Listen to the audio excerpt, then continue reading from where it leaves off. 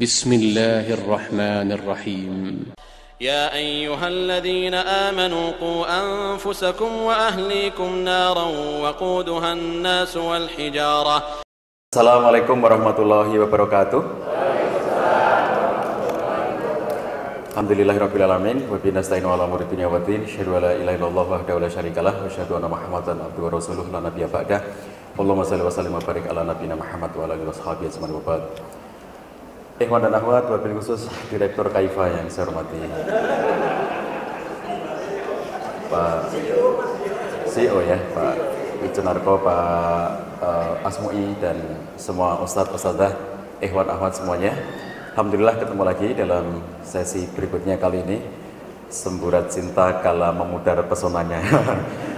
Jadi Bapak Ibu mungkin nggak paham, saya juga mikir tadi malam itu apa itu maknanya gitu ya. Pokoknya request ini harus dipenuhi ya. Seperti yang dalam pengantar-pengantar sebelumnya, ini karena mungkin sebagian ada yang belum pernah ikut dari sesi-sesi awal kemarin, jadi perlu sedikit saya berikan pengantar sebelum kita mulai, bahwa yang akan saya sampaikan dalam kesempatan kali ini lebih merupakan ilmu praktisnya, ilmu konseling yang kami dapatkan dari pengalaman di ruang konseling kami di Jogja Family Center, menjadi konselor pernikahan dan keluarga dari tahun 2000 sampai sekarang hampir 17 tahun. Setiap harinya ketemu dengan masalah-masalah hidup berumah tangga, orang-orang yang sedang konflik, orang-orang yang sedang berantem, berdarah-darah ke tempat saya gitu ya, dan kemudian kita lerai mereka. Orang-orang yang mau bercerai, alhamdulillah akhirnya mereka tercerahkan dan gak jadi bercerai. Bahkan kadang-kadang konfliknya kalau sudah level parah itu ya, saya lagi nyetir mobil di Jogja, ditelepon, saya angkat, Pak Coh tolong ke rumah sekarang, katanya gitu. Kenapa sekarang? Pokoknya sekarang Pak Coh, saya butuh Pak Coh sekarang, tolong ke rumah gitu. Ibu-ibu yang telepon, genting Pak Coh di rumah kami, tolong ke rumah. Saya segera belok dan ke rumahnya. Begitu ke rumahnya itu ya, saya begitu masuk ke rumah, Assalamualaikum. Dari dalam bilang, masuk aja Pak Coh. Saya masuk itu. Suaminya bawa pisau gitu. Istrinya di sana bawa pisau gini. Jadi diam-diaman bawa pisau gini. Dua-duanya berdiri begini. Saya pikir kalau dari tadi saya nggak datang itu ya itu seharian dia bisa begitu terus gitu. Jadi begitu saya masuk, ayo duduk sini. Mana pisaunya? Mana pisaunya? Duduk, ngobrol. Selesai, peluk-pelukan ya. Jadi kadang-kadang kayak begitu itu yang terjadi dalam kehidupan berumah tangga itu. Itu makanya yang akan saya sharing ini lebih banyak ilmu praktisnya. Kalau ilmu landasannya, ilmu syar'inya, ustadz-ustadz sudah banyak banget di sini ya. Isinya ustadz dan ustadzah semuanya lah, saya harus belajar ke sini. Jadi yang saya sharing sesuatu yang sifatnya, makanya kalau judul buku saya itu pernek itu begini-begini loh, pernek begini nih ya. Yang ikut menghiasi indahnya rumah tangga kita. Jadi kalau pondasinya sudah dibangun oleh para ustadz-ustadzah di sini, saya tinggal nambah pernek-perneknya saja gitu. Nah jadi ilmu yang saling melengkapi. Saya membawa ilmu pengalaman praktis dari ruang konseling, dari banyaknya masalah-masalah hidup berumah tangga, dan saya sangat ingin sharing karena di ruang konseling selama 17 tahun itu kami ngelihat rasa-rasanya problem hidup orang berumah tangga itu kok sama-sama aja gitu ya, dari itu ke itu gitu loh. Jadi kami tiap hari di ruang konseling itu ini lagi gitu ya. Kenapa orang itu terjebak dalam masalah-masalah yang sama? Salah satunya adalah karena memang problem rumah tangga itu private, orang tidak mau tersebar kemana-mana sehingga orang tidak tahu bahwa itu juga terjadi pada keluarga-keluarga yang lainnya. Jadi tugas kami, kalau saya, istri dan tim di Jogja Family Center itu, kita suka mengatakan kita itu ngerti terlalu banyak masalah-masalah hidup berumah tangga dari semua jenis kalangan orang hidup berumah tangga ya. Maksud saya dari kalangan orang umum, dari kalangan orang yang sangat ngerti agama, dari kalangan para ustadz-ustadzah segala macam begitu, dari semua jenis kalangan, dari berbagai tempatnya gitu ya. Itu kita mengerti banyak hal tentang persoalan hidup mereka, dari yang satu istri, yang dua istri, yang tiga istri, yang empat istri. Kami ngerti banyak persoalan hidup berumah tangga mereka karena kemudian meminta untuk dimediasi ketika kemudian mereka berantem. Pak Cah, kami berantem karena ketidakadilan pembagian hari dari para istri itu. Tolong Pak Cah jelaskan kepada kami bagaimana cara pembagian hari yang adil di antara para istri. Lah bagaimana saya tahu, wong saya tidak praktek. Susah kalau bab itu. Jadi itu nanti kalau saya ngomong namanya teori, Pak Cah berteori. Jadi kalau yang bab itu saya nggak bisa jawab. Nah kalau yang urusan-urusan yang lainnya bisa menjawab. Ini karena baru 1 juz sehari ya. Mana tadi? Jadi Nawat ini di ruang konseling itu ya, orang kemarin yang hadir kemarin sudah saya sampaikan 5 tahap hidup berumah tangga itu, kalau tahap pertama romantic love itu berakhir kurang lebih tahun ketiga mulai menurun sampai tahun kelima kira-kira. Romantic love itu kira-kira 3 sampai 5 tahun, berarti ketika mulai masuk tahun ketiga itu sudah mulai siap-siap, tahun kelima itu sudah menjelang berakhir. Di saat itulah mulai muncul kehambaran, di saat itulah mulai muncul kelelahan. Suami istri sudah mulai malas ngobrol, suami istri sudah mulai senang tidur sendiri-sendiri. Waktunya nggak bareng, tempatnya nggak bareng, posisinya nggak bareng. Tadi malam ada yang hadir, tadi malam itu namanya di manakah saya ngisi itu? Hah? Mesaid. Ini ada dari Mesaid kah? Hah? Ada? Oh, 1-2 orang ya. Tadi malam saya jelasin soal teori tidur yang karena begitu di ruang konseling itu suami istri konflik gitu ya. Kadang-kadang konfliknya itu kan, ya Allah para ustadz, antum itu karena ngertinya orang-orang soleh semua ya. Jadi kadang-kadang itu nggak kebayang ada orang kayak begini gitu, yang kemudian kita itu menyelesaikan persoalan di antara mereka itu ya, kayak begini. Ada seorang istri itu bilang begini, kan disentuh suaminya nggak mau, jadi istrinya berbusana muslimah begini, suaminya pulang ngetuk pintu masuk rumah itu, istrinya tetap berbusana muslimah, padahal malam minggu ya, masuk kamar itu tetap nggak mau buka kerudung, nggak mau buka baju luarnya, tetap pakai kaos kaki ini di dalam kamar gitu. Terus suaminya mendekat, dia menjauh, terus duduk di ranjang itu kan, semakin didekati semakin menjauh, dijamah tangannya menolak begini.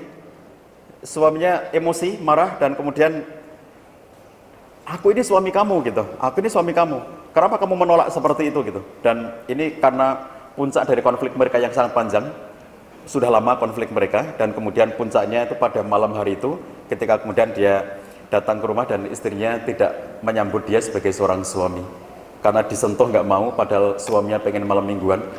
Di sini malam Jumatan saja ya. Kalau di sana malam mingguan.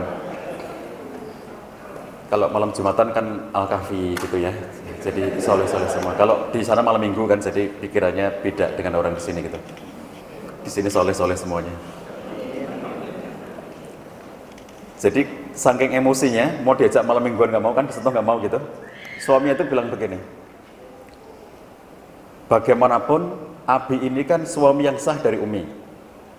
Kalau Umi tidak mau disentuh oleh Abi khawatir Umi itu nilainya membangkang kepada suami. Kalau Umi membangkang kepada suami, Abi khawatir Umi nanti masuk neraka. Nah, diancam dengan neraka. Abi khawatir Umi nanti masuk neraka. Apa jawaban istrinya? Nggak apa-apa Umi di neraka, daripada di surga ketemu Abi, katanya gitu. Loh, ada loh ya, makhluk kayak begitu ada loh.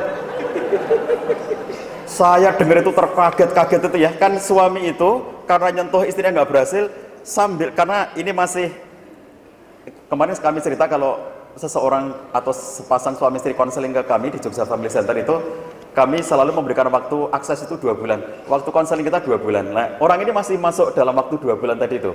Jadi karena dia merasa masih masuk dalam masa konseling, begitu nyentuh istrinya nggak bisa, sambil berusaha nyentuh istrinya itu dia sambil telepon saya, di samping istrinya, dia samping telepon saya. Pak Cah, ini istri saya nggak mau disentuh, jadi dia lapor tentang istrinya nggak mau disentuh itu, sambil berusaha mendekati istrinya itu, dan dia menceritakan apa yang diomongkan istrinya, daripada masuk surga dan ketemu Abi, katanya gitu ya. Saya bilang, oh itu kalimat mungkar, itu kalimat bahaya, itu karena akidah. Dia nggak ngerti bahayanya omongannya dia itu.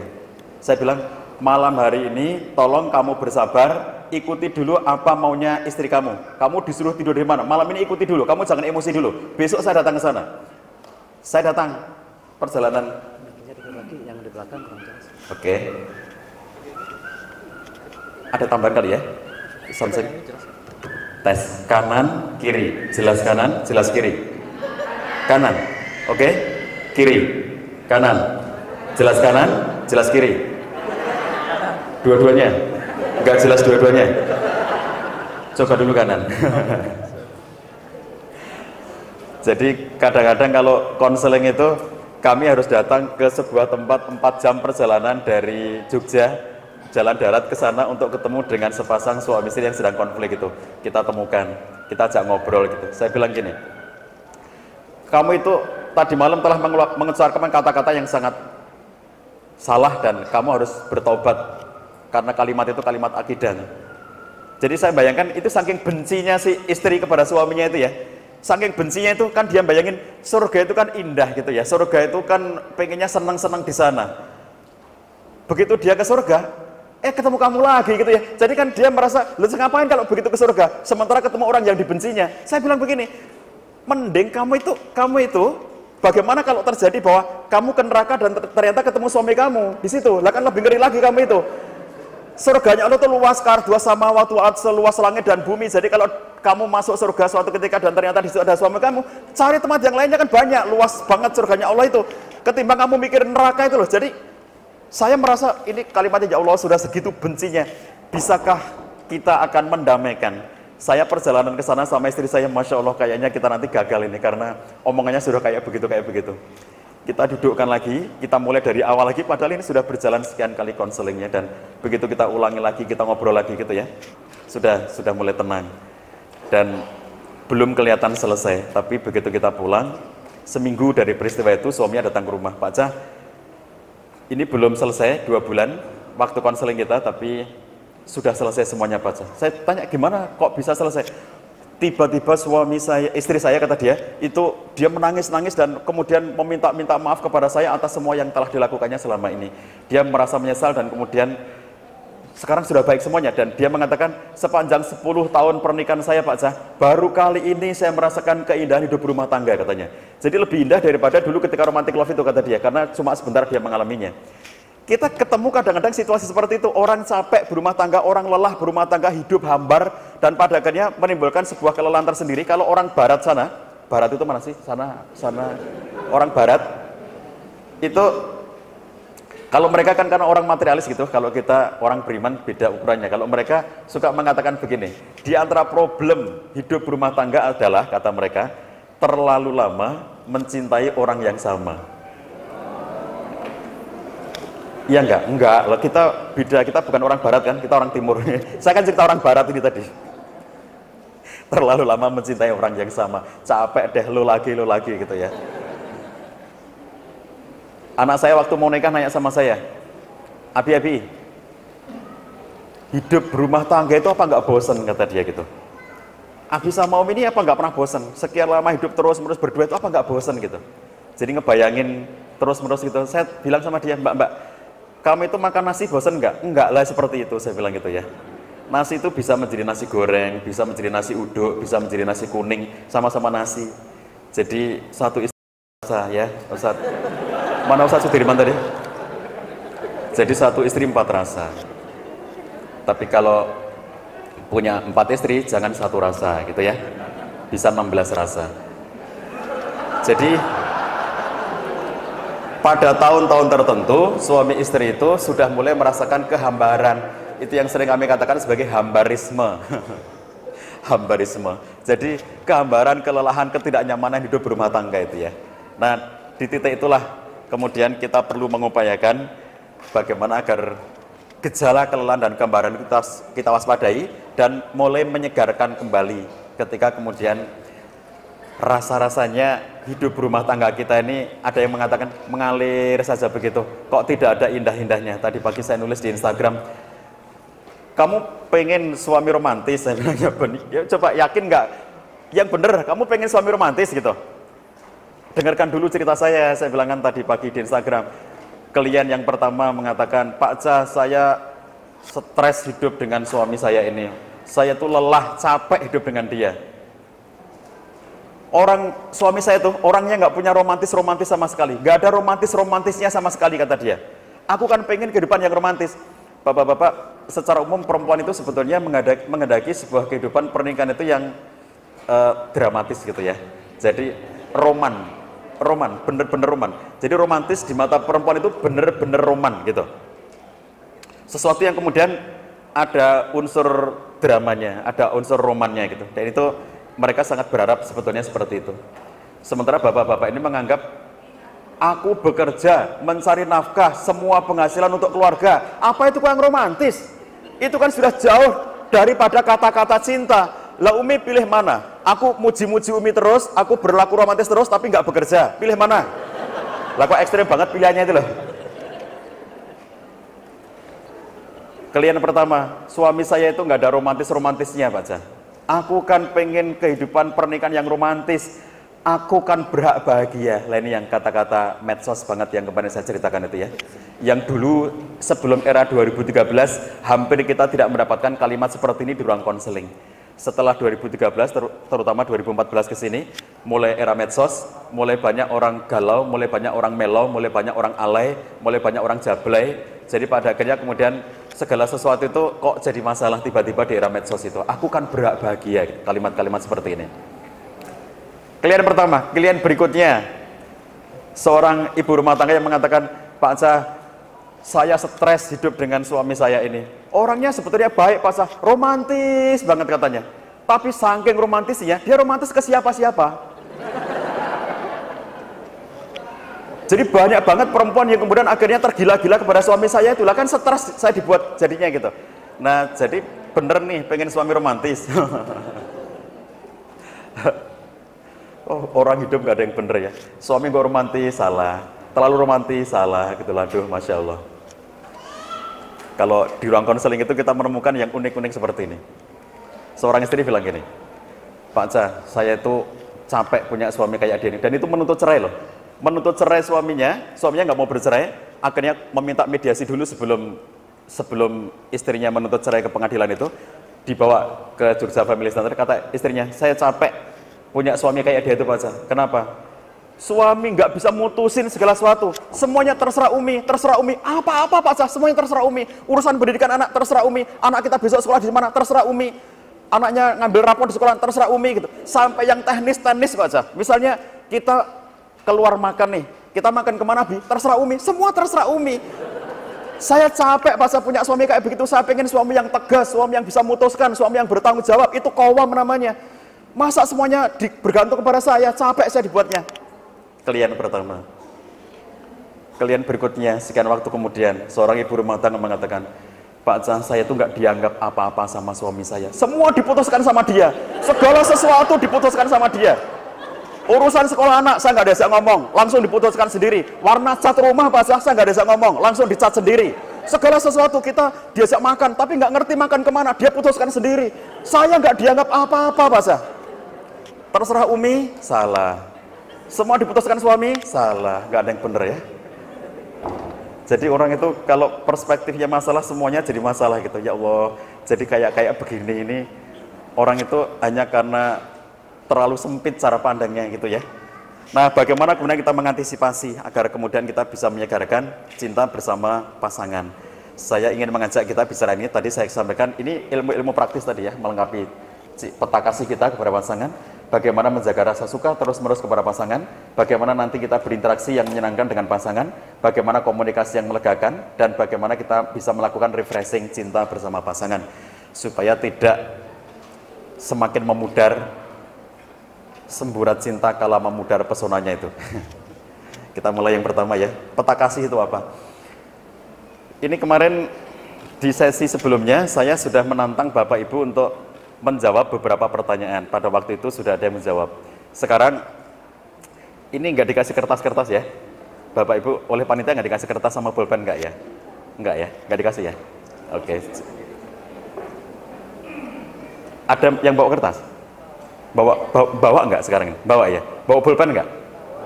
Bawa ya? Coba saya mengajak Bapak Ibu belajar bareng-bareng saja ya. Kalau punya kertas, siapkan kertas sama pulpen.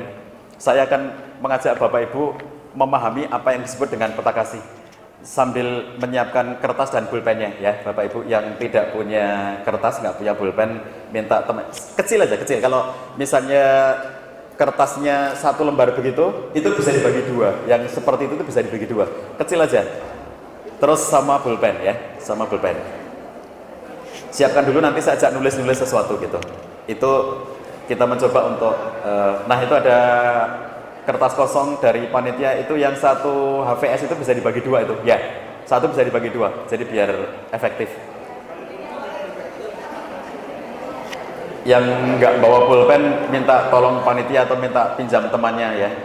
Karena sekarang kita tuh jarang bawa pulpen karena semuanya ditulis di gadget sehingga eranya bukan era nulis pakai pulpen.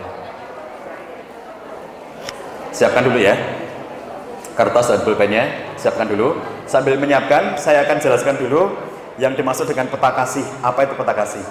Nah, jadi ikhwan akhwat, Bapak Ibu, Ustadz Ustadzah, kalau kita merenungi pasangan kita sekarang ini, Bapak Ibu, mudah-mudahan sebagian besar hadir bersama pasangan. Mudah-mudahan sedikit yang jomblo di sini atau sedikit yang LDR di sini ya, tapi sebagian besarnya membawa pasangan. Kalau ngelihat pasangan, Bapak Ibu sekalian, itu dia adalah seseorang yang berbeda, bukan lagi orang yang sama dibanding dengan ketika kita dulu di pelaminan. Menikah 5 tahun yang lalu, menikah 10 tahun yang lalu, menikah 15 tahun yang lalu, menikah 20 tahun yang lalu. Orangnya masih itu, sama, tetapi kondisinya sudah sangat berbeda. Jadi kalau kita lihat, ketika dia sudah mulai, kita semuanya sudah melewati masa yang panjang, apakah 5 tahun, 10 tahun, 15 tahun, dan seterusnya, tentu ada hal-hal yang berubah, ada hal-hal yang berbeda, yang ada pada diri kita maupun pasangan kita. Karena kuncinya ini, keluarga adalah organisme hidup. Semua dari kita mengalami pertumbuhan dan perkembangan. Semua dari kita tidak ada yang tetap, semua berubah. Dari waktu ke waktu, saya berubah, istri saya berubah, bapak-bapak ini berubah, istri ibu-ibu ini juga berubah. Saya dan istri saya menempuh waktu perjalanan menikah selama 26 tahun. Apa yang berubah, Bapak Ibu sekalian? Kalau orang sudah melewati masa 26 tahun itu, yang berubah apanya? Hah? Fisiknya ya, rambutnya sudah mulai putih-putih gitu, kemudian kulitnya sudah mulai mengeriput, kemudian kalau sudah 26 tahun itu berat badan juga beda ya. Rata-rata orang setelah menikah itu bertambah berat badannya. Kemudian ternyata bukan hanya soal fisik yang berubah dari kita dan pasangan kita. Keinginannya bisa berubah, seleranya bisa berubah, semua bisa berubah karena melewati masa yang panjang. Nah, pertanyaan pentingnya adalah apakah kita masih mengenali pasangan kita pada kondisinya yang sekarang itu? Ini yang akan saya mengajak Bapak Ibu sekalian untuk mencoba mengenali pasangan, karena babnya adalah tidak ada yang tiba-tiba sebetulnya dalam kehidupan kita, itu mesti ada prosesnya. Seringkali kalau kita lihat mengapa muncul gejala tiba-tiba, ada orang mengatakan tiba-tiba suami saya begini, tiba-tiba istri saya begini. Sebetulnya bukan tiba-tiba, tapi kamu sudah kehilangan peta kasih. Apa itu peta kasih? Peta kasih adalah peta itu ya peta ya. Apa gunanya peta? Ada film Dora nggak di sini, Ustaz? Ada, Dora the Explorer itu, ada ya? Aku peta, kata Dora. Peta itu, kalau ini Bapak Ibu ada yang pernah ke Jogja 20 tahun yang lalu, mencari rumah temannya 20 tahun yang lalu ke Jogja. Setelah 20 tahun tidak ke Jogja, sekarang Anda ke Jogja. Supaya tidak tersesat, yang diperlukan adalah bukan hanya peta, tetapi peta terbaru. Kalau Anda ke sana membawa peta Jogja 20 tahun yang lalu, masih bisa tersesat. Jadi, yang diperlukan oleh kita dengan pasangan kita adalah pengenalan terbaru atas kondisi yang ada pada pasangan kita. Semua dari kita berubah. Apakah kita mengenali perubahannya? Itulah yang disebut dengan peta kasih. Jadi kalau kita misalnya peta itu ya, akan menuju ke satu tempat gitu. Kalau kita cuma mengenal satu tempat, satu jalan saja, mau menuju ke gedung ini, gedung Kaifa ini, dan ternyata hanya tahu satu jalan, begitu jalan utama itu ditutup, pasti bingung mau kemana, karena taunya cuma satu jalan. Semakin detail kita mengetahui peta, maka kemudian kalau jalan ini ditutup, kita tahu ada jalan lainnya. Kalau jalan samping itu pun ditutup, kita tahu ada jalan tikusnya. Sampai kemudian intinya bisa sampai ke sini. Jadi kalau suami dan istri, kadang-kadang kita menemukan situasi seperti ini. Istri mau ngomong sama suami nggak bisa. Kenapa? Karena hanya tahu satu jalan menuju kepada suaminya itu.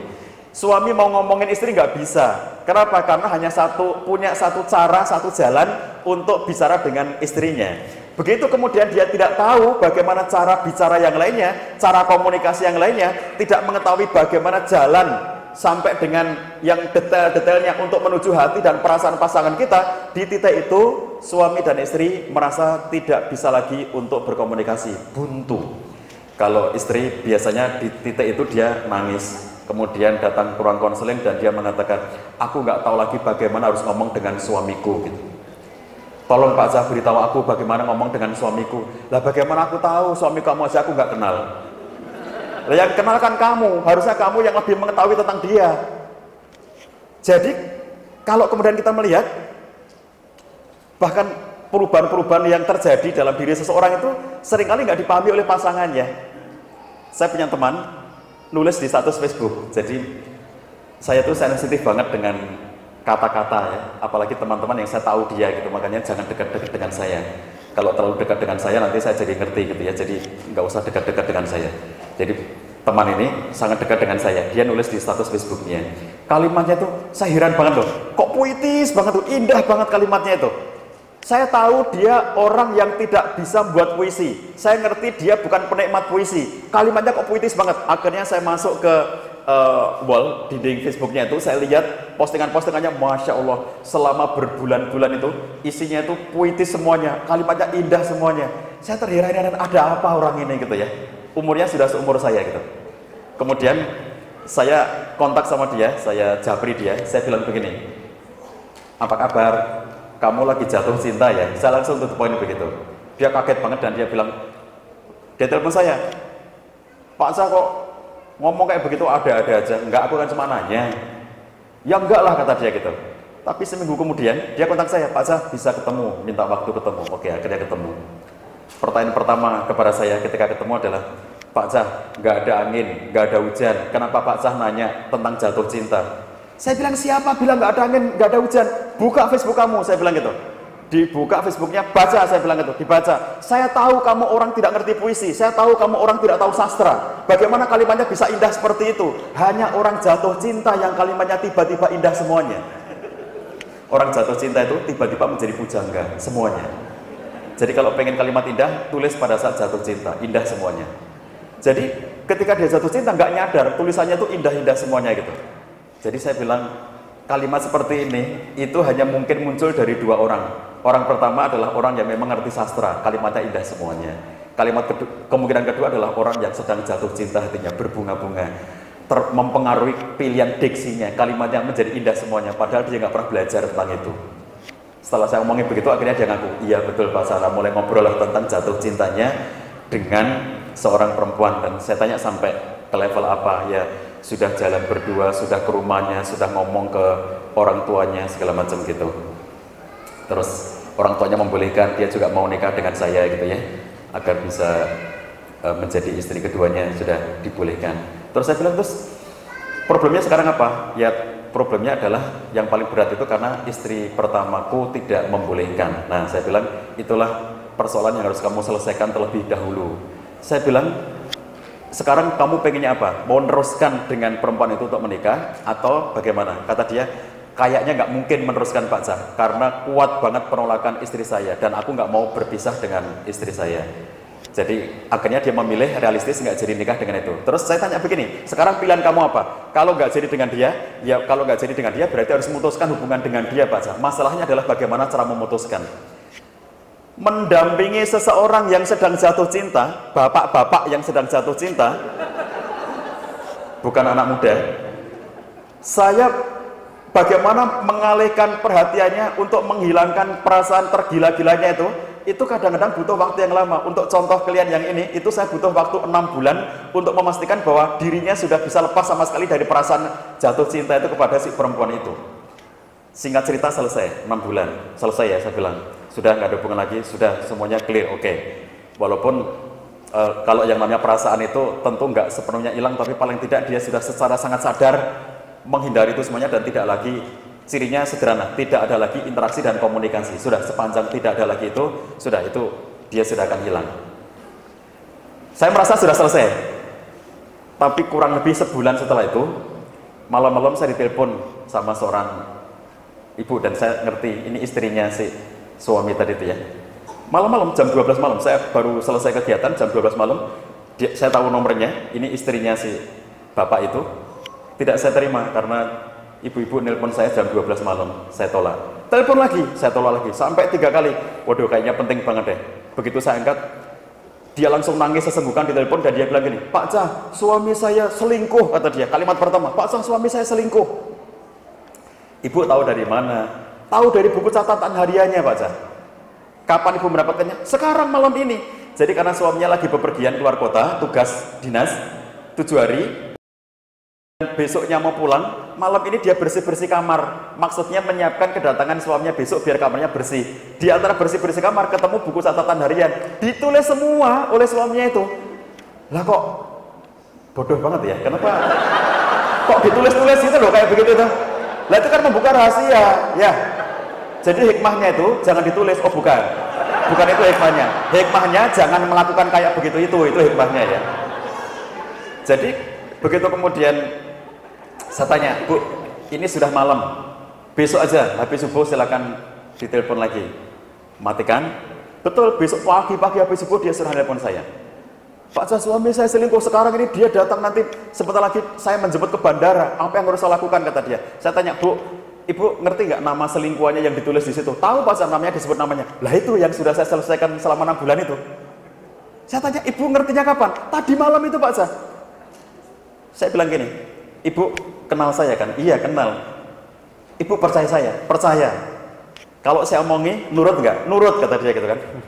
Saya omongi gini, Bu, saya ngerti masalah itu dan itu sudah saya selesaikan sebulan yang lalu. Sebulan yang lalu masalah ini sudah close dan sudah selesai. Jadi Pak Cah sudah tahu kalau suami saya selingkuh? Tahu. Kenapa Pak Cah nggak cerita sama saya? Loh, yang serumah sama dia itu siapa gitu loh? Kamu serumah sama dia, kamu nggak ngerti apa-apa. Lah aku nggak serumah aja, jarang ketemu aja, aku ngerti kok. Ada sesuatu pada dirinya itu. Loh, jangan bilang kenal suami, jangan bilang kenal istri. Ibu-ibu kenal suami? Kenal Ustaz, luar dalam kenal semuanya. Yang bener. Bapak-bapak kenal istri? Kenal Ustaz, luar dalam kenal semuanya. Ah, yang bener. Kapan kamu kenal istri kamu itu? Jadi kalau kita lihat kemudian dia masa sepanjang waktu itu nggak ngerti sama sekali gitu ya. Terus kamu itu ngapain gitu loh di situ itu. Jadi dia bilang begini, jadi Pak Cah sudah tahu, sudah, tapi sudah selesai gitu. Tapi dia bilang gini, walaupun Pak Cah sudah bilang selesai, tapi saya belum selesai Pak Cah. Saya akan bawa celurit katanya, jemput suami saya bawa celurit gitu. Jadi emosi banget gitu ya. Jadi turun pesawat itu suaminya saya kontak dulu, kamu sudah turun? Iya Pak Cah. Istri kamu ternyata ngerti, jadi kamu siap-siap kalau nanti istri kamu marah gitu. Tapi tenang aja, saya bilang gitu ya, toh semuanya sudah selesai. Jadi kalau kita lihat ini contoh pentingnya kita melengkapi peta kasih. Hilang peta kasihnya, 6 bulan sudah saya selesaikan, plus 1 bulan berarti 7 bulan. Berarti peristiwanya lebih dari 7 bulan dan tidak tahu apa-apa gitu. 6 bulan itu dia tidak tahu menahu apapun tentang suaminya. Itu yang namanya kehilangan peta kasih. Ngerti ya? Enggak, ya udah. Peta kasih adalah upaya memahami pasangan kita, membuat kita mengerti berbagai jalan menuju hati dan perasaannya. Jadi peta kasih yang terperinci, makin kita ngerti dia, bisa merawat dan menyuburkan cinta bersama pasangan, bisa membangun sinergi dengan pasangan untuk berkembang dalam kebaikan bersama-sama. Setiap konflik bisa kita hadapi dengan bersama-sama. Nah, jadi ini yang ingin saya minta Anda mengerjakannya. Beberapa di antara ustadz-ustadzah kemarin sudah saya ajak untuk mengerjakan ini, tapi nggak tertulis, sekarang ditulis ya. Ini, tolong selesaikan PR-nya ini. 1. Tanggal lahir pasangan Anda, tanggal, bulan, tahun ya. Nanti yang merasa yakin benar semuanya dapat hadiah. Mana hadiahnya, panitia? Nggak ada? Ada ya? Oh, oke. Kalau nggak ada nanti saya kasih bunga-bunga ini. 2.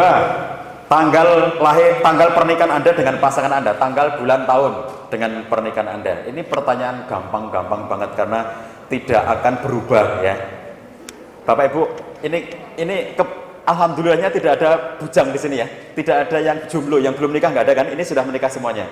Kalau di Indonesia pas kita pelatihan biasanya panitianya itu para jomblo. Jadi pas pelatihan suami istri, kemudian panitia-panitia itu para jomblo yang belum nikah itu jadi panitia. Terus saya bilang sama panitia yang jomblo-jomblo itu, wahai kalian para jomblo, perhatikanlah mereka nih, suami istri. Yang saya beri pertanyaan kayak begini nih. 5 pertanyaan ini menurut orang jomblo mustahil salah menjawab. Menurut jomblo mustahil ada suami dan istri yang salah menjawab. Saya beritahu sama mereka, ayo nanti kita lihat betulkah mereka bisa menjawab semuanya dengan benar ketika dicocokin gitu ya. Dan nanti mereka terheran-heran. Ternyata sekian banyak suami istri yang salah karena ketika dicocokin nggak tepat jawabannya ya. Suami dan istri dicocokin jawabannya gitu, ternyata nggak tepat. Nomor 3, makanan yang paling disukai pasangan Anda, satu aja. Lah Anda kan sudah nikah 5 tahun, 10 tahun, 15 tahun, mesti ngerti makanan yang paling disukainya apa. Kalau paling itu satu aja. Semuanya suka Ustadz ya, mesti ada yang paling disukainya. Yang keempat, makanan yang paling tidak disukainya.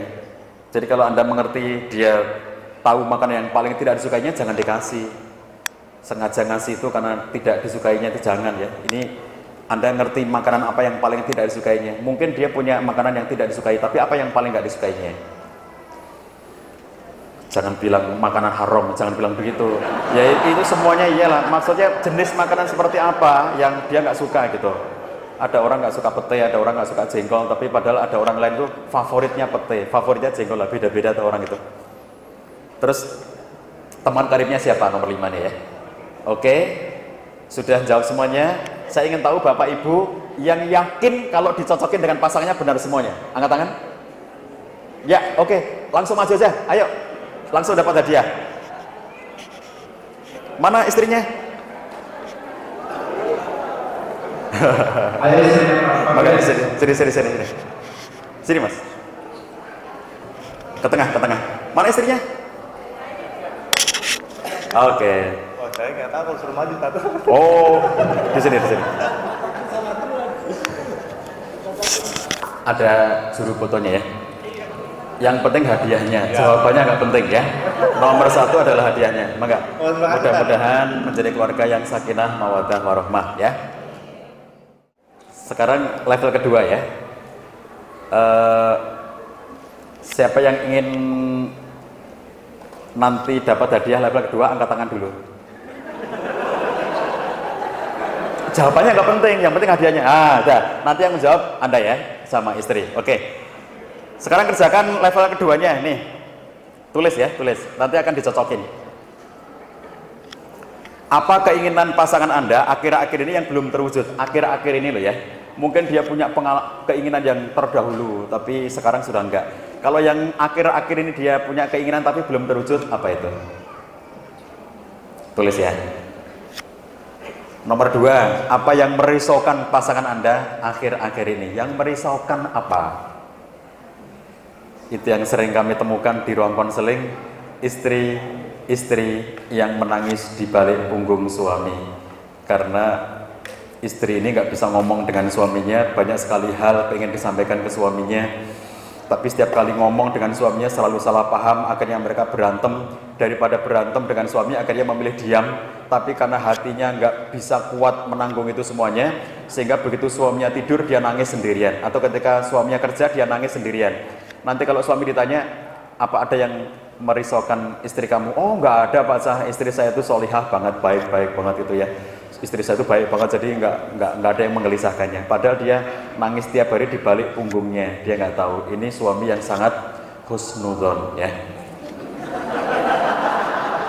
Terus yang ketiga, hadiah apa yang apabila Anda berikan sekarang akan sangat membahagiakannya karena paling sesuai dengan kebutuhannya saat ini. Semua hadiah kalau dikasih membahagiakan, tapi akan lebih bahagia apabila hadiah itu sesuai dengan kebutuhannya. Coba, apa yang kalau diberikan sangat membahagiakannya karena paling sesuai dengan kebutuhannya saat ini? Apa? Kartu kredit. Kosong kartu kreditnya. 3 juz. Jadi di ruang konseling ada seorang suami yang bilang pada kami, Pak Cah, Bu Ida, tolong nasihati istri saya. Saya nabung sekian lama untuk ingin membelikan motor kepada istri saya, karena dari dulu dia mengatakan pada saya pengen punya motor sendiri. Di rumah kami cuma punya 1 motor, jadi gantian. Lalu dia sering mengatakan pengen punya motor. Saya nabung sekian lama, pas hari ulang tahun pernikahan kami, saya tepatkan untuk membeli itu supaya kemudian itu kejutan hadiah hari pernikahan ulang tahun. Begitu saya sampai di rumah, saya membayangkan dia akan senang sekali berterima kasih karena saya telah memberikan motor baru. Enggak Pak Zah, saya malah didiamkan 3 hari 3 malam, enggak diajak ngomong sama istri saya. Tolong nasihati istri saya. Diundanglah, kita undang istrinya ke rumah, dan begitu sampai di ruang konseling, kita tanya, kenapa ibu mendiamkan suami 3 hari 3 malam? Lah itu Pak Zah, masa dia punya uang, tapi malah kemudian dia punya uang malah dibelikan motor katanya. Loh, bukankah ibu yang dulu meminta? Itu kan dulu Pak Zah. Apa dia nggak tahu mesin cuci kita tuh rusak? Saya tiap hari gosok-gosok dengan tangan saya sendiri. Harusnya kan kalau punya uang itu beli mesin cuci, masa malah beli motor gitu. Jadi belum tentu hadiah itu paling pas sesuai dengan kebutuhannya. Nah, saya omongi ibu itu, ibu, walaupun nggak sesuai dengan keinginan ibu, tapi tetaplah berterima kasih.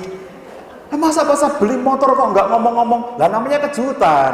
Lah kalau kejutan ngomong ya nggak kejutan dong. Itu kan dia pengen ngasih kejutan. Jadi kalau kejutan itu nggak usah diomongin gitu. Jadi ibu cukup bilang sama dia, terima kasih bang ya sudah memberikan motor, besok tolong belikan mesin cuci. Nah gitu aja kan. Kalau ibu menolak malah mendiamkan itu, gawat itu nanti kalau suami ibu marah. Udah, kalau kamu nggak mau dikasih motor, tak kasihkan akhwat yang lain aja gitu ya. Terus yang nomor 4, hal-hal apa yang sangat sensitif untuk dibicarakan dengan pasangan Anda saat ini. Masing-masing keluarga itu beda-beda. Yang sensitif itu apa gitu ya, beda-beda. Jadi ada seorang istri yang tidak pernah mau diajak rekreasi ke sungai. Kenapa nggak mau ke sungai? Karena sungai itulah yang membuat dia menjadi trauma dengan sungai itu ya. Terus suaminya itu semula nggak tahu. Terus begitu ngobrol-ngobrol dengan kami di ruang konseling, saya tanya, emang ibu kenapa nggak mau ke sungai? Pak Zah, ini kejadian 5 tahun yang lalu. Suami saya kegiatan family gathering dengan teman-teman kerjanya. Saya ikut karena itu family gathering, jadi saya dan anak-anak ikut. Suami saya itu rafting, dan mestinya saya ikut rafting itu. Saya nggak boleh ikut Pak Zah, saya disuruh nonton. Ternyata dia itu satu tim dengan cewek yang selama ini disenanginya itu, teman kantornya itu rafting satu perahu itu. Dan saya menyaksikan ketika mereka lewat di depan saya, karena saya nonton itu. Saya ngelihat bagaimana suami saya begitu romantisnya mesranya dengan ceweknya itu gitu. Dan saya cuma disuruh nonton gitu. Kisah itu nggak pernah diungkap ke suaminya. Cuma setiap kali kemudian karena suaminya suka rafting, ayo rafting, selalu menolak. Ayo kita jalan-jalan ke sungai, mesti menolak. Dan suaminya baru tahu kenapa istrinya sensitif dengan sungai. Setiap ngelihat sungai ingat selingkuhan suaminya gitu. Itu yang namanya sensitif gitu ya. Nah, apa yang sangat sensitif untuk dibicarakan dengan pasangan Anda saat ini? Oke? Jadi 2 level tadi itu tidak terlalu penting ya. Itu semuanya itu pertanyaan yang tidak terlalu penting. Kenapa? Karena kalaupun nggak bisa menjawab, Anda bisa konfirmasi kepada pasangan. Misalnya lupa tanggal lahirnya, Dik, kamu itu lahirnya tanggal berapa sih? Gitu ya, tanya aja kalau selesai acara ini gitu. Mudah ditanyakan ya.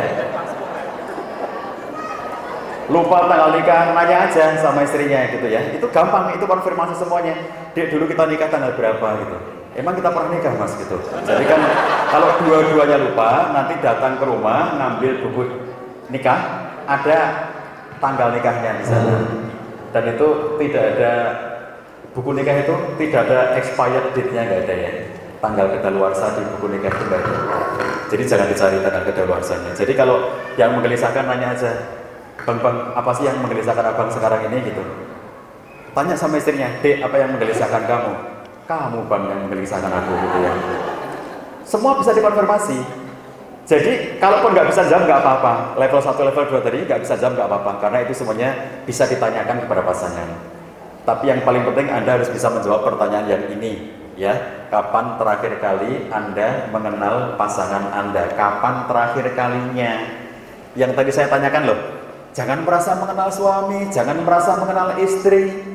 Pertanyaan pentingnya itu kapan terakhir mengenalnya. Kalau cuma kamu kenal. Tapi terakhirnya kapan kamu mengenalnya itu? Kalau mengenal itu ternyata terakhirnya 5 tahun yang lalu, sudah banyak berubah dia sekarang. Mengenal terakhir setahun yang lalu, sudah banyak berubah dia sekarang. Jadi kapan terakhir mengenalnya? Ya, coba dijawab. Kapan? Kalau kapan dimensinya harus waktu. Waktu terakhir mengenal pasangan Anda itu kapan? Coba diingat-ingat. Ini nggak bisa dikonfirmasi jawabannya. Laki dan perempuan bisa berbeda jawabannya karena ini individual sifatnya ya. Jawabannya berbeda. Bisa berbeda antara laki-laki dan perempuan. Jadi nggak dicocokin. Nggak akan dicocokin. Jadi, ikhwan dan akhwat, peta kasih itu kalau semakin Anda bisa menjawab kapan terakhir kali mengenali pasangan dan Anda bisa mendeskripsikannya, itu artinya Anda benar-benar mengenalinya. Tadi apa yang Anda kenali dari pasangan Anda gitu. Jadi kemarin apa yang Anda kenali dari pasangan Anda. Semakin Anda bisa mengetahui kondisinya, jangankan yang masih muda-muda seperti Anda semuanya nih ya, antum-antum ini masih muda semuanya ya, 17 tahun, 18, 19, 20, ini masih muda-muda semuanya. Kakek nenek, kakeknya 85 tahun, nenek 80 tahun saja, itu tetap saja ada yang berubah dari kakek dan nenek itu. Yang sering saya ceritakan mereka bertengkar padahal masih sudah tua ya, 85 tahun, 80 tahun itu. Masih bertengkar hebat. Ketika ditanya, "Kek, kenapa bertengkar sama nenek sudah tua? Nek, kenapa bertengkar sama kakek sudah tua?" Gitu. Kata neneknya, "Iya, itu nggak ngerti kakek kamu itu. Dulu dia nggak begini, setelah tua aneh-aneh saja kelakuannya."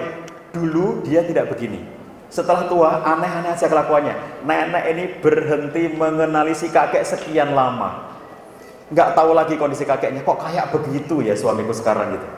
Dulu nggak begini, berarti ada yang hilang, peta kasihnya itu hilang. Jadi bagaimana kemudian kita melengkapi peta kasih? Apakah Anda sudah mengenali perubahannya hari ini? Gitu. Selalu ada yang berubah. Bagaimana melengkapi peta kasih itu ya? Yang paling sederhana itu ngobrol ya. Bapak Ibu jadikan ngobrol itu sebagai aktivitas yang harian sifatnya. Kapan waktu yang paling baik bagi suami dan istri untuk ngobrol? Kapanpun Anda punya waktu. Jadi tidak ada harus pagi, harus siang, harus nggak ada. Jadi ngobrol itu bisa dilakukan dimanapun dan saya sering kalau antum di sini sudah selesai urusan-urusan begini, tapi kalau di Indonesia masih banyak keluarga yang belum selesai urusan-urusan ekonomi itu ya.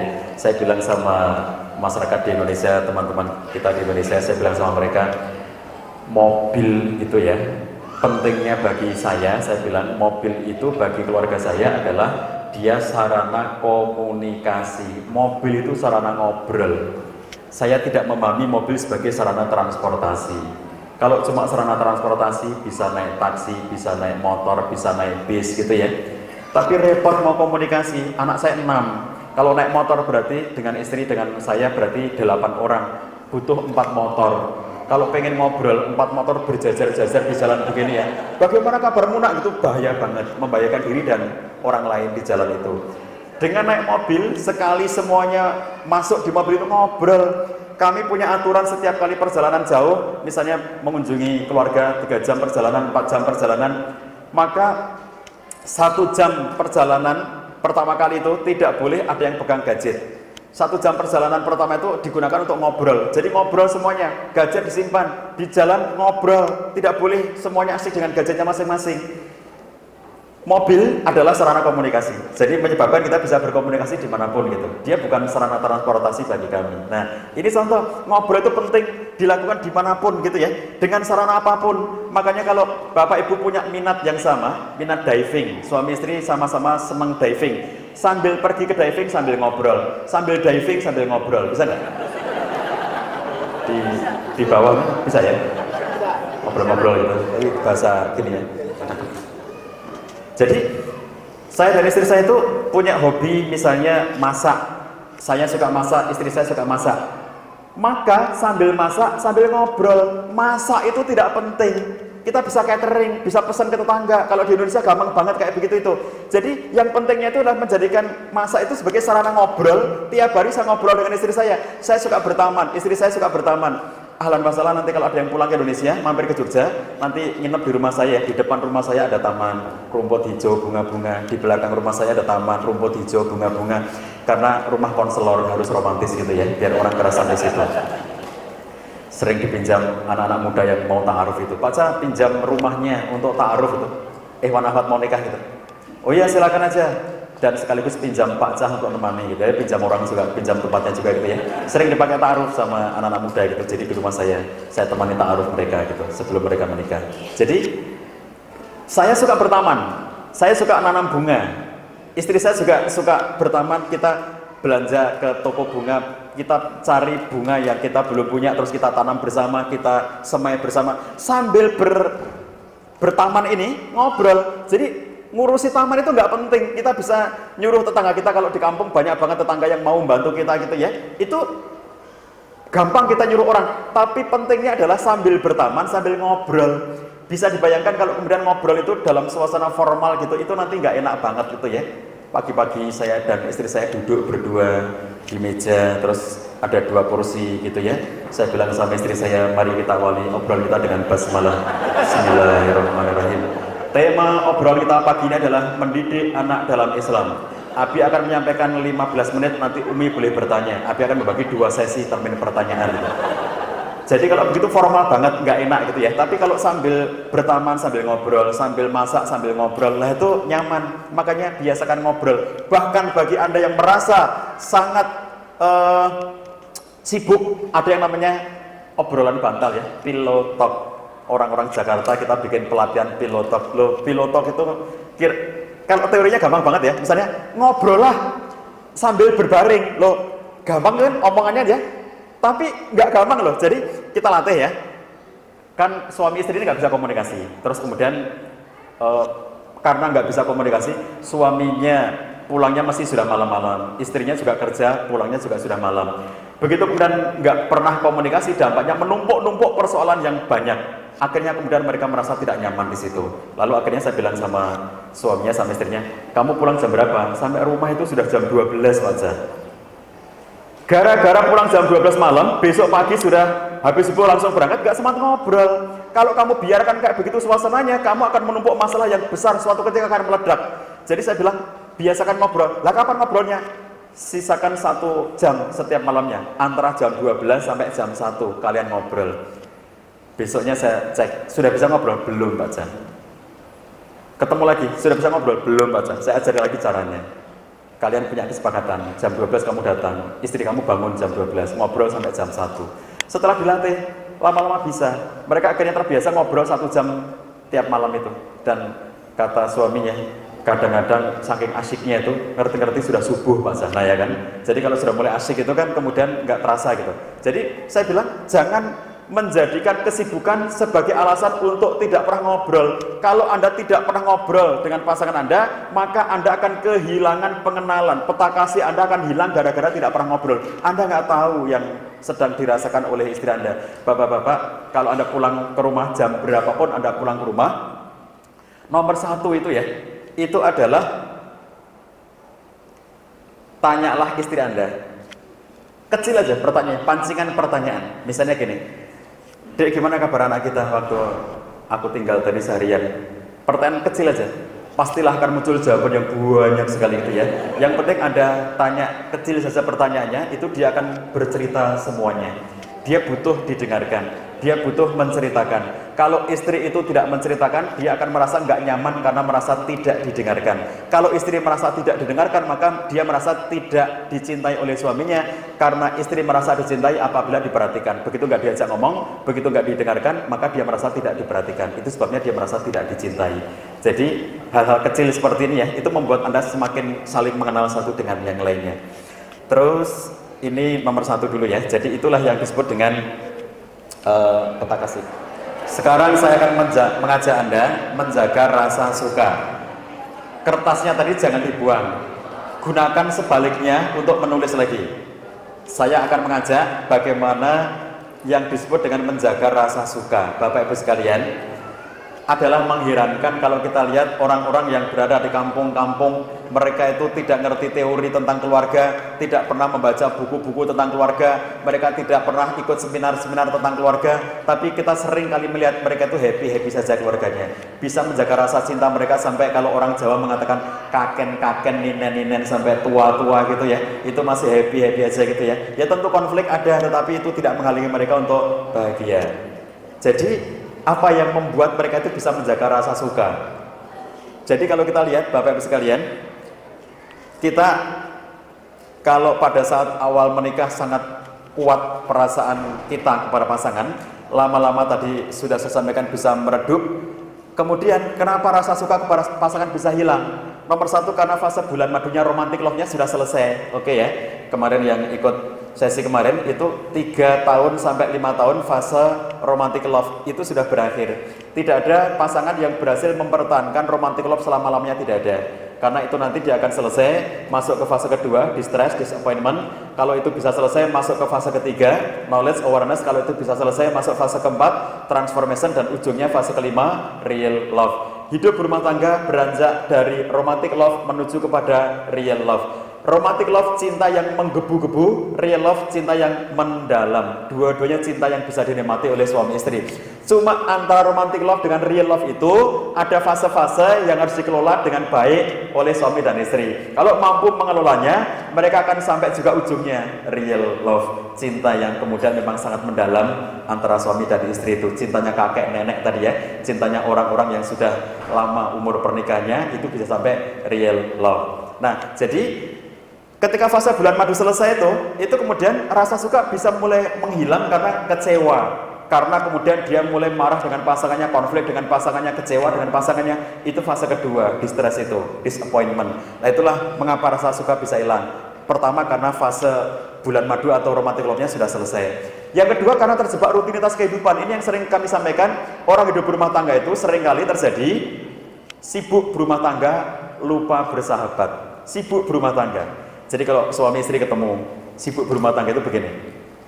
Setiap kali ketemu istrinya ngomong, Abi, tagihan SPP anak kita bulan ini sekian, yang di pesantren SPP-nya sekian, terus untuk belanja harian sekian, tagihan ini sekian, jadi total bulan ini kita butuh uang sekian. Nah itu kalau obrolnya cuma sekitar-sekitar itu saja, itu namanya sibuk berumah tangga.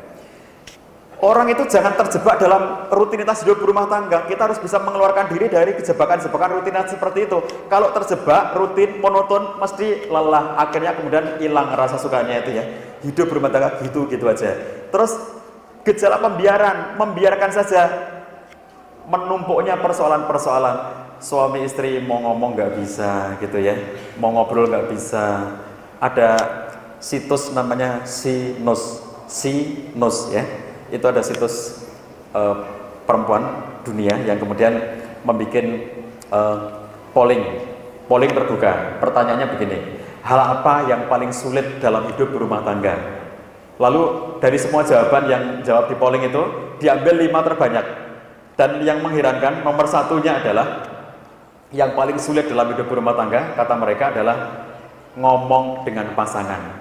Jadi ngobrol dengan pasangan itu masuk kategori hal tersulit menurut mereka. Jadi ya Allah, kalau saya kadang-kadang di ruang konseling itu ya, kata para istri, Pak Jah, yang paling sulit itu adalah ngajak ngomong suami. Suami itu paling sulit diajak ngomong. Kata suaminya di ruang konseling, Pak Jah, yang paling berat itu ngajak ngomong istri. Sulit memahami perempuan itu gitu. Perempuan itu misteri yang sulit sekali ditebak maunya apa gitu. Suami merasa sulit ngomong kepada istri, istri merasa sulit ngomong dengan suami. Jadi mereka merasa saling sulit, dan apakah betul itu sulit? Sebetulnya tidak. Tetapi kemudian karena mereka membiarkan saja masalah kayak begitu itu menumpuk. Kenapa orang konflik sampai level-level konflik itu ya? Kalau dalam teori konseling ada 3 level konflik suami istri. Level pertama itu invisible konflik, konflik yang tidak kelihatan. Perasaan tidak nyaman kepada pasangan itu konflik level 1. Jadi kalau bapak-bapak merasa nggak nyaman untuk ngomong sama istrinya, istri merasa nggak nyaman untuk ngomong sama suaminya, mau ngomong nggak berani, mau ngomong takut, itu sudah konflik level 1. Levelnya konfliknya belum kelihatan, belum ada omongan-omongan, belum ada kata-kata yang keras, belum ada, tapi perasaan tidak nyaman itu adalah konflik level 1. Kenapa level 1 konflik itu bisa berkembang ke level kedua? Karena membiarkan menumpuk persoalan. Level kedua namanya the experience. Jadi kemudian sudah mulai mengemuka konfliknya itu. Mulai tuding-tudingan, mulai saling menyalahkan, mulai ada pertengkaran yang keras. Orang-orang pada mendengar gitu ya. Anak-anak pada tahu karena saling bertengkar di depan anak-anak atau di muka umum, kadang-kadang mereka bertengkar gitu. Ini level kedua. Kenapa pertengkaran level kedua bisa naik ke level ketiga? Karena membiarkan Seperti itu nggak segera diselesaikan. Sudah ngerti level 1 konflik, dibiarin. Masuk level kedua, sudah ngerti itu level kedua, dibiarin. Masuk level ketiga. Level ketiga itu namanya the fighting. Orang sudah mulai menggunakan kekerasan, menendang, memukul, mencakar, menjambak. Piring terbang, gelas melayang, handphone hilang. Itu level ketiga, sudah dengan alat atau dengan kekerasan fisik. Kenapa ada orang sampai ke level ketiga? Karena membiarkan saja level keduanya tidak diselesaikan. Kenapa orang sampai ke level kedua? Karena membiarkan saja level 1 tidak diselesaikan. Jadi kalau ngerti teori konflik ini, rekomendasinya adalah keluarlah dari konflik level 1, ya. Keluarlah dari konflik level 1. Kalau sudah mulai merasakan konflik level 1, jangan dibiarin. Gejala yang paling banyak di antara kita biarkan saja gitu. Jadi pada akhirnya itu tidak pernah selesai dan pada akhirnya menumpuk-numpuk persoalannya, menjadikan hilang rasa sukanya karena merasa tidak nyaman, mau ngomong aja nggak bisa, hilang rasa sukanya karena membiarkan persoalan bertumpuk-tumpuk. Terus ada juga sih godaan pihak ketiga, ya. Begitu sudah mulai ada godaan-godaan, itu yang sering saya sampaikan, Bapak Ibu sekalian, godaan itu seperti virus di udara. Jangan habiskan waktu kita untuk membunuh virus, tapi habiskan waktu kita untuk menguatkan imunitas. Hanya mereka yang imunitasnya lemah yang akan terpengaruh, terinfeksi oleh virus. Kalau imunitas kita kuat, walaupun godaan di mana-mana tidak akan terpengaruh. Jadi ini yang kemudian kalau kita melihat, begitu ada godaan pihak ketiga, itu kadang-kadang menimbulkan perasaan akhirnya menjadi nggak senang. Saya ketemu dengan seorang yang hobi selingkuh, memang hobi selingkuh ya, jadi dia selingkuh sebagai sebuah hobi gitu. Terus dia bilang begini kepada saya, Pak Cah, kalau kita itu lagi senang sama orang lain, kata dia, ini laki-laki orang ini, maka di mata kita itu, kata dia, orang yang paling jahat di muka bumi ini adalah istri kita, kata dia gitu ya. Jadi kata dia, kalau dia nih selingkuh dengan satu perempuan dengan perempuan yang lainnya gitu ya, bahkan dalam satu kesempatan itu bisa lebih dari satu selingkuhan gitu. Dia itu pengen tobat, tanya ke saya gimana caranya agar saya bisa menghentikan kebiasaan itu, karena sekarang sudah tua. Jadi dia ngaku bahwa selama ini suka selingkuh. Bahkan dia cerita di masa haji, naik haji itu selingkuhannya 3, itu sambil haji itu dia kontak-kontakan terus dengan 3 selingkuhannya itu. Jadi bukan dengan istrinya, tapi dengan selingkuhannya.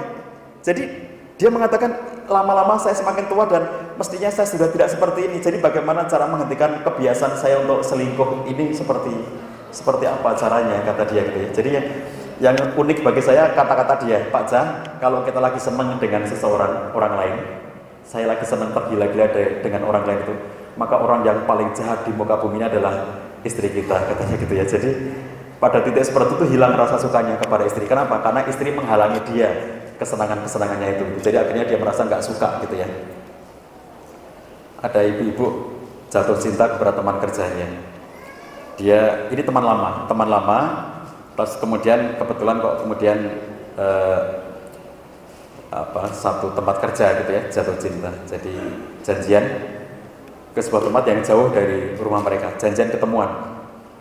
Sambil menuju ke tempat pertemuan itu, dia galau sebetulnya, iya enggak gitu ya, naik mobil. Di tengah jalan nelpon saya, Pak Jah minta pendapat. Dia cerita, saya akan ketemu dengan seorang laki-laki teman lama saya, yang saya dulu pernah suka sama dia pernah suka sama saya. Sekarang kita kerja dalam satu tim dan kita janjian mau ketemuan gitu. Ketemuan makan siang di sebuah tempat, di sebuah kota yang berbeda dari kota tempat tinggal mereka. Saya tanya, Ibu ngapain ke sana itu? Ya ketemu sama dia itu. Ya kalau ketemu terus ngapain? Ya dia ngajak kita makan siang bareng-bareng di situ. Terus di situ ada siapa? Ya ada dia sama saya nantinya gitu. Saya tanya begini, Ibu meninggalkan rumah itu ngomong sama suami? Ya saya ngomong aja kalau saya ada agenda di luar kota, kata dia gitu. Suami tahu enggak kalau Ibu ketemu sama laki-laki tadi itu? Ya nggak tahu gitu. Kalau suami Ibu ngerti kira-kira seperti apa? Ya saya juga tidak tahu kira-kira seperti apa, kata dia gitu. Tapi dia yang jelas tidak tahu. Terus menurut Ibu sekarang berjalan ke sana itu, Ibu itu sedang ngapain? Saya bilang gitu ya. Ibu sekarang ke sana akan ketemu dengan laki-laki itu. Ibu itu menurut Ibu itu lagi ngapain gitu? Kata dia, saya juga nggak tahu Pak Jah. Pokoknya saya ingin itu naluri saya, pengen ketemu dia dan dia ngundang saya dan akhirnya saya pengen ketemu dia gitu. Saya bilang begini, Ibu ini telepon saya tuh mau ngapain? Mau minta nasihat atau mau curhat doang gitu. Ya saya minta pendapat Pak Cah, saya harus bagaimana ya? Ibu minta pendapat saya, iya. Kalau saya omongin nurut nggak? Nurut, kata dia gitu. Kalau nurut, berhenti sekarang. Ibu naik mobil kan? Iya, berhenti. Dia berhenti, menepi gitu. Sudah Pak Cah, sudah berhenti. Terus sekarang ngapain? Balik kanan, saya bilang gitu. Kenapa Pak Cah? Pulang. Jangan terus, pulang. Kamu nggak ngerti mau ngapain ke sana, kamu ketemu dengan laki-laki yang pernah mencintai kamu dan kamu pernah mencintainya, sekarang kamu merasa tertarik lagi dengan dia dan menjalin hubungan lagi, suami kamu tidak tahu, itu namanya apa? Saya bilang, pulang, balik gitu. Jadi, kalau kita lihat kemudian ya, begitu ada godaan pihak ketiga begini, tiba-tiba suaminya itu jahat banget di mata dia gitu, karena menghalangi kesukaan-kesukaannya gitu ya. Jadi, begitu ada godaan pihak ketiga, ini mulai menghilangkan rasa suka. Nah, bagaimana cara memelihara rasa suka kepada pasangan? Nih, siapkan kertas dan alat tulis ya. Sekarang pakai waktu, timer. Mohon maaf. Syukur. Nanti akan saya meniti ya. Kita menjawabnya bareng-bareng. Sebelum menjawab, siapkan dulu kertasnya, alat tulisnya. Tolong semuanya menulis ya. Ini sekaligus praktek. Jadikan ini tempat praktek. Mumpung kesini ya, antum semuanya sudah mengalokasikan waktu, sudah kehilangan waktu, mestinya antum tadi ini bisa kemana sama keluarga, bisa liburan segala macam ya, tapi antum sudah datang ke sini, optimalkan waktunya, kita belajar bersama-sama. Saya tunjukkan kepada Anda bagaimana cara menjaga rasa suka kepada pasangan. Tulis ya. Sebelum ditulis, sekarang hadirkan dulu bayangan pada Anda. Sebelum menulis, hadirkan bayangan. Para istri, hadirkan ingatan Anda. Ingat sebanyak mungkin semua sisi-sisi kebaikan pasangan Anda. Apa saja kebaikan suami Anda selama ini kepada Anda, ingat sebanyak-banyaknya. Diingat semuanya ya. Bapak-bapak juga demikian. Ingatlah semua sisi kebaikan istri Anda. Apapun sisi kebaikannya, sisi positifnya, kelebihan keutamaannya, ingat semuanya. Dikumpulkan semuanya. Ibu-ibu mengingat kebaikan suaminya, bapak-bapak mengingat kebaikan istrinya. Dan nanti kita akan mulai bareng-bareng menulisnya. Caranya adalah tuliskan sisi-sisi kebaikan atau sisi positif yang ada pada pasangan Anda dengan tulisan 1, 2, 3, 4 gitu ya. Kebaikan pasangan saya, 1 ini, 2 ini, 3 ini. Waktu Anda 3 menit untuk menulis. Oke, waktu Anda 3 menit. Kita akan mulai bersama-sama. Ngerti ya? Kalau tidak punya kertas silakan ditulis di handphone masing-masing kalau enggak bawa kertasnya. Gunakan ini nanti sebagai alat Anda untuk mengukur. Jadi benar-benar kerjakan dengan serius mumpung sudah di sini ya, biar waktu kita efektif dan berkah semuanya. Jadi kita belajar bersama-sama. Sudah dikumpulkan semua sisi kebaikannya ya. Dimulai dari sekarang 3 menit. Silakan ditulis. Ya, tepat 3 menit. Waktunya habis. Berhenti menulis. Bapak Ibu, tolong dihitung berapa poin yang berhasil ditulis dan hasil hitungannya ditulis di bagian bawah kertas Anda. Berapa poinnya? Ditulis yang gede, itu angka Anda. Hitung semuanya ya. Ada yang butuh kalkulator untuk ngitung?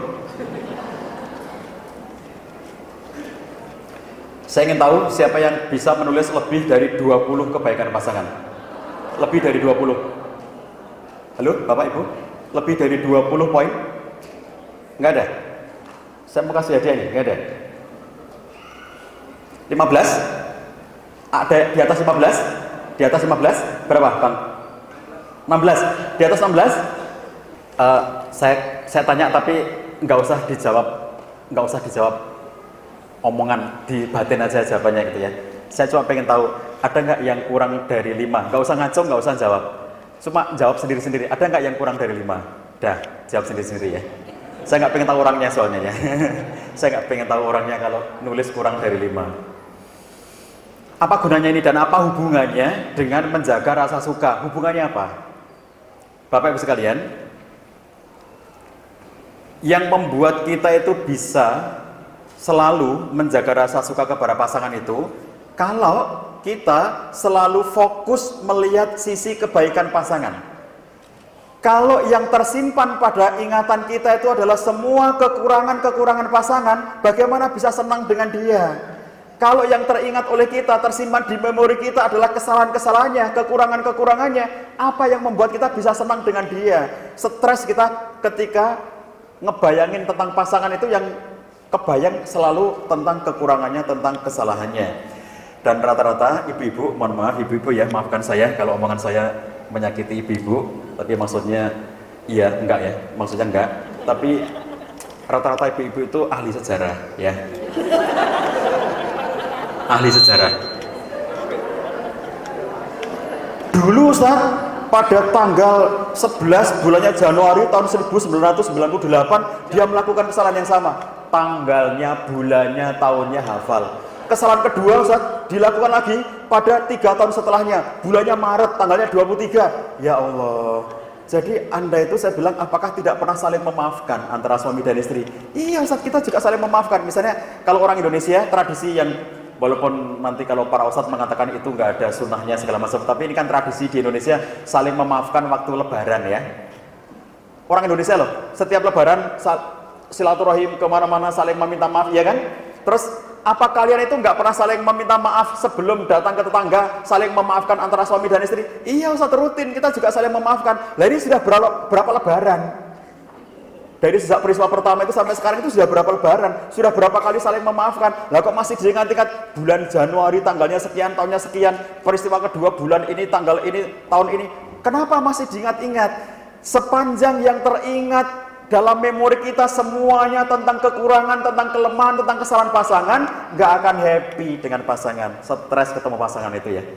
Tapi kalau yang terbayang oleh kita adalah kebaikannya, kelebihannya, keutamaannya, maka itu yang membuat kita selalu damai hidup bersama dengan dia. Orang yang sangat banyak berlaku kebaikan kepada saya. Standarnya kalau dalam ilmu konseling, maaf, standarnya dalam waktu 3 menit, kalau Anda bisa menulis 20 kebaikan pasangan, maka insya Allah Anda orang yang sangat mudah mengingat kebaikan pasangan. 3 menit bisa menulis 20 poin kebaikan pasangan.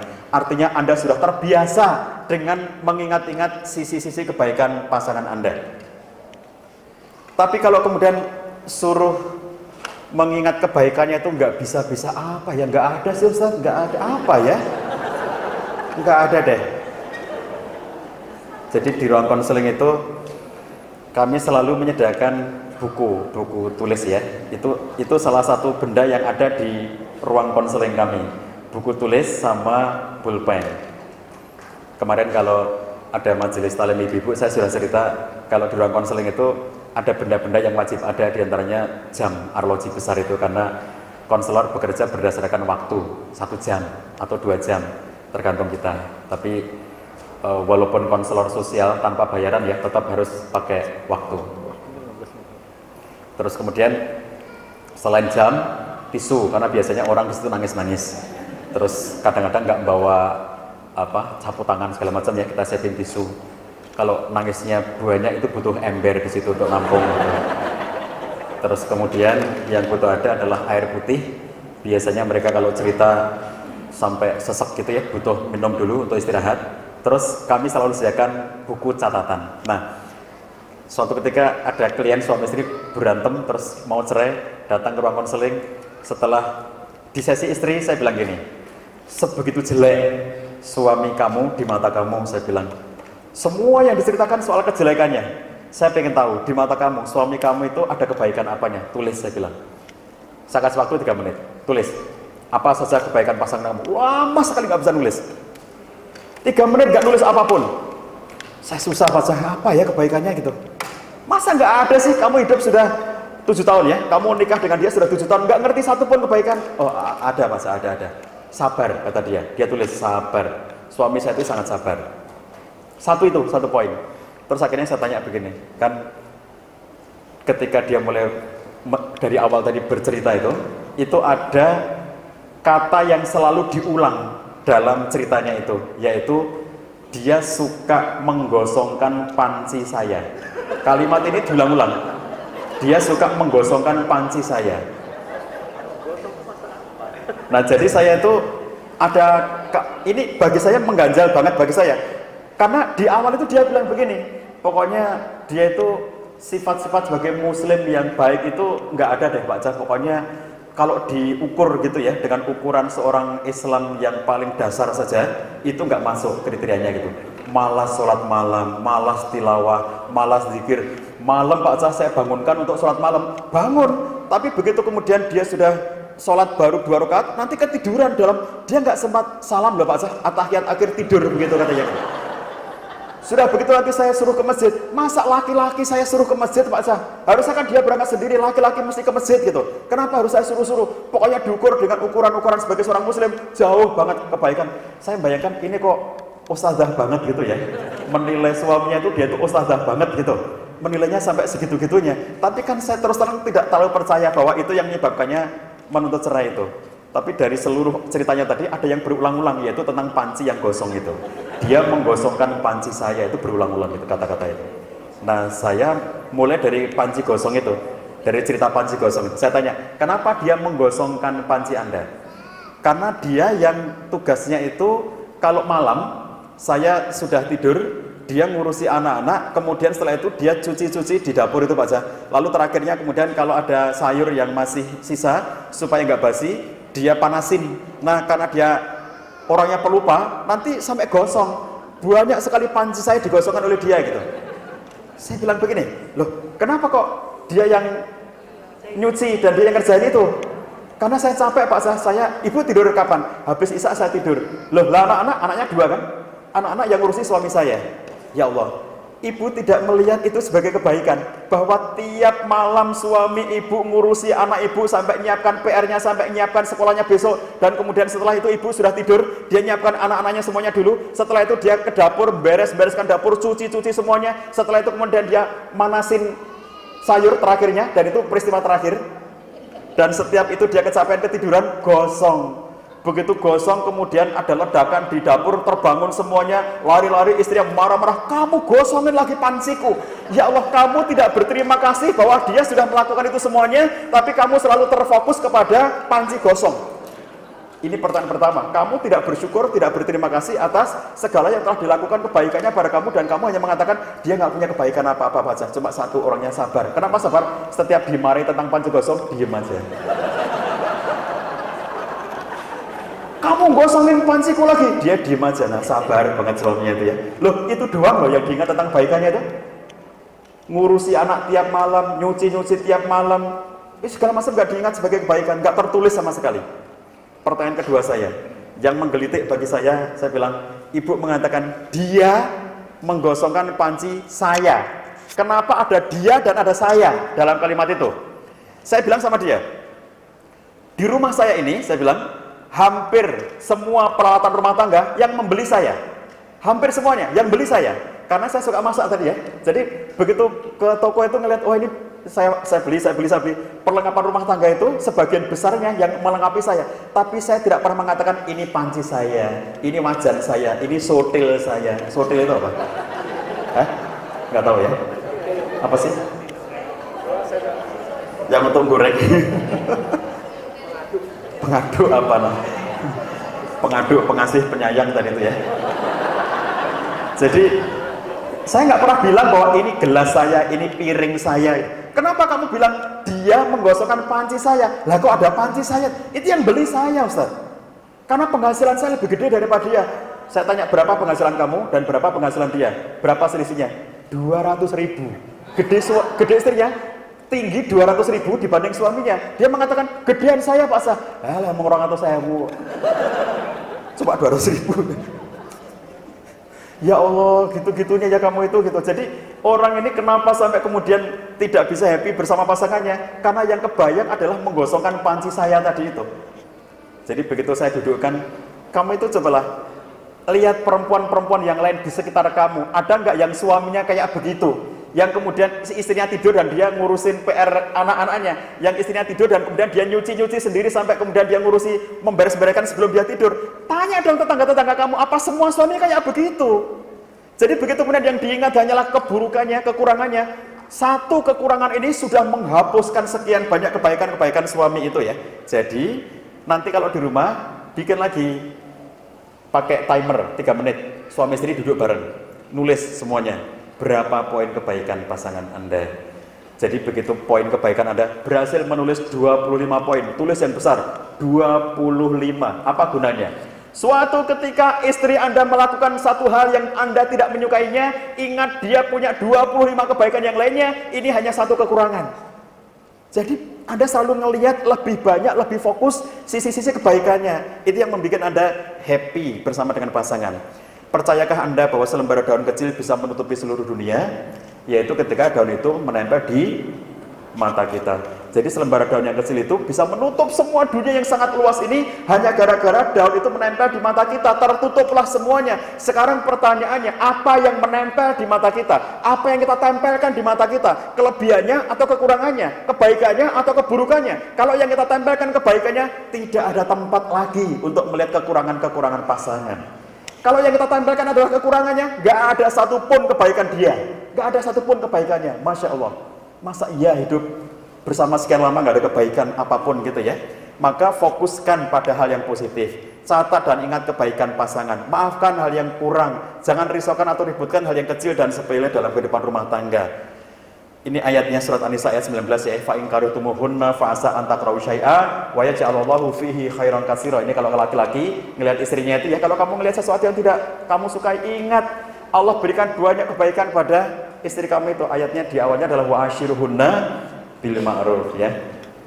Jadi kalau kamu sesuatu nggak suka pada dirinya itu, Allah kasih kebaikan yang banyak. Lihat sisi positif pasangan Anda. Ini yang membuat selalu bisa menjaga kebaikan dan rasa suka. Ini yang sering dikatakan orang, menulis di atas pasir, memahat di atas batu. Kalau kisah yang sering Anda dengar, kalau ada orang yang sedang enggak dengan pasangannya melakukan sesuatu yang tidak pada tempatnya, dia tulis di atas pasir, hari ini suamiku jahat, membuat aku menangis, ditulis di atas pasir pantai. Dia pulang dan lega telah menitipkan masalahnya di atas pasir pantai. Besok suaminya melakukan hal yang sama lagi, menyakitkan dirinya lagi, dia datang ke pasir pantai untuk menulis angka keduanya. Tapi dia cari tulisan itu sudah tidak ada, terhapus oleh angin, oleh ombak, pasirnya bersih lagi, dia tulis satu lagi. Tapi setiap kali dia melihat kebaikan pasangannya, dia tulis dipahat di atas lempeng batu atau lempeng besi, sehingga menjadi kenangan yang abadi. Jadi Ikhwan dan akhwat sekalian, ustadz-ustadzah sekalian, kalau ada yang kurang dari pasangan kita, tidak ada manusia sempurna. Pasangan kita punya kekurangan, kita juga punya kekurangan. Dia punya kelemahan, kita juga punya kelemahan. Sama. Jadi jangan ingat-ingat kekurangannya, kelemahannya terus-menerus. Jangan menjadi ahli sejarah untuk urusan ini gitu ya. Jadi memaafkan itu artinya melupakan. Berat ya. Memaafkan itu artinya melupakan. Anda sudah lupa dengan semua yang kurang, yang tidak pada tempatnya itu karena sudah Anda maafkan. Ada pemutihan ya yang dilakukan itu, amnesti tag. Dimaafkan semuanya gitu. Kalau Anda laporkan, Anda declare gitu, nanti dimaafkan semuanya gitu ya.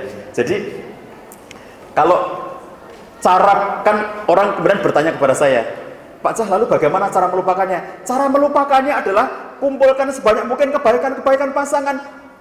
Tempelkan kebaikan pasangan pada penglihatan Anda, pada hati Anda, pada pikiran Anda. Otak kita cuma satu, hati kita cuma satu. Kita penuhi dengan apa hati kita? Kita penuhi dengan apa perasaan kita?